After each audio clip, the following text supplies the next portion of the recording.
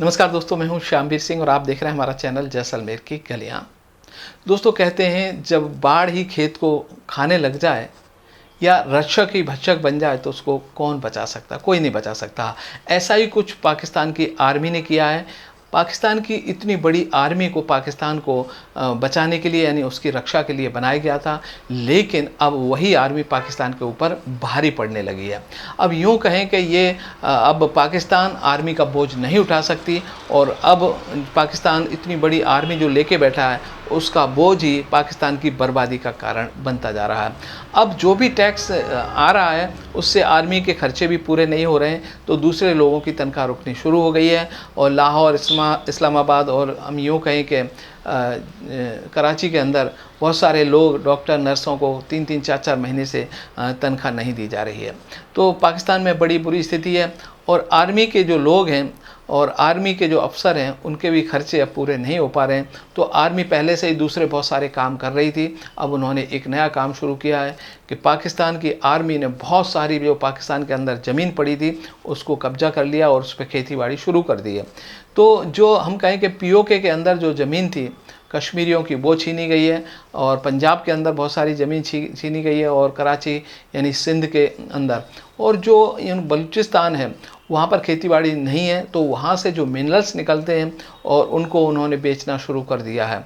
और खेतीबाड़ी का जो काम शुरू किया है तो इसके साथ साथ ये नशे का काम भी करते हैं। बहुत सारे ऐसा बताया जाता है कि पाकिस्तानी आर्मी विदेशों से ड्रग्स मंगाती है और उसका सप्लाई न सिर्फ भारत में करती है बल्कि पाकिस्तान में भी लोगों को ड्रग्स सप्लाई करके पैसा कमा रही है। शराब का कारोबार भी कर रही है।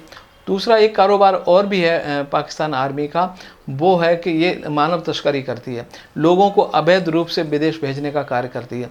तो पाकिस्तान की आर्मी अगर हम बात करें तो युद्ध के सिवाय सब कुछ काम कर रही है। तो अब पाकिस्तान की आर्मी पाकिस्तान के लिए बोझ बन चुकी है और जितना भी टैक्स कलेक्शन होता है पाकिस्तान के अंदर वो सारा यूँ कहें कि 85% तक सारा आर्मी को चला जाता है। और दूसरा जो सबसे बड़ा खर्चा है आईएसआई का। आईएसआई के बहुत सारे प्रोजेक्ट चलते हैं भारत को अस्थिर करने के लिए, तो उसमें आईएसआई को बहुत बड़ा बजट दिया जाता है, चाहे आतंकवादियों की मदद हो, विदेश में बैठे हो, गुर्गे इनके, उनका खाना पीना हो, ऐशो आराम की चीज़ें हो, सब कुछ दिया जाता है।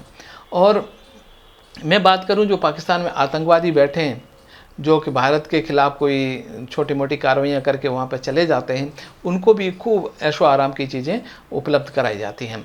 जैसे हाफिज़ सईद है और अजहर महमूद है, और बात करें जो यहाँ का भारत से भागा हुआ एक गुंडा, वो आतंकवादी है कहें, गुंडा कहें, दाऊद है, ये सब लोगों का खर्चा आईएसआई चला रही है। और अभी खालिस्तानियों को भी इन्होंने आईएसआई ने पैसा देना शुरू किया था।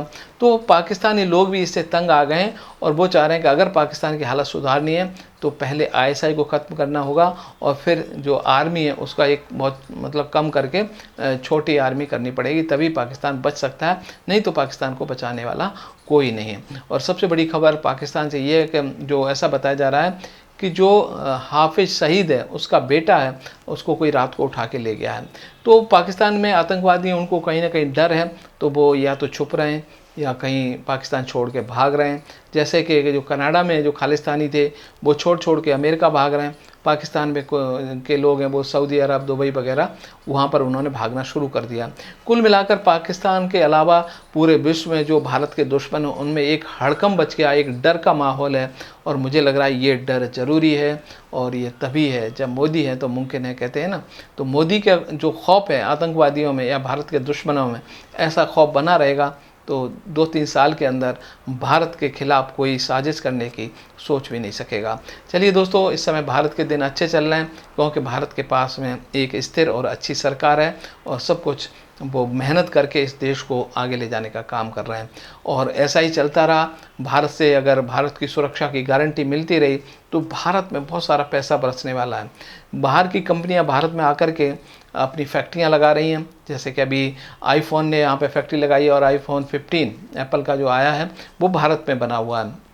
तो बड़े ही आश्चर्य की बात है। और भी बहुत सारी कंपनी आ रही हैं, जैसे टाटा की अभी एक कंपनी शुरू हुई है स्थानंद गुजरात के अंदर, वो चिप बनाएगी। और बहुत सारी कंपनियां आकर के एक भारत को यूँ कहें कि एक विकसित देश बनाने का ये प्लान चल रहा है। और 2047 तक हमारी न सिर्फ सुरक्षा मजबूत होगी, बल्कि हम आर्थिक दृष्टि से भी दुनिया के दूसरे नंबर पर पहुंच जाएंगे। और उम्मीद है कि ये ज़रूर होगा। आपकी मेहनत, हमारी मेहनत, सबकी मेहनत ज़रूर रंग लाएगी।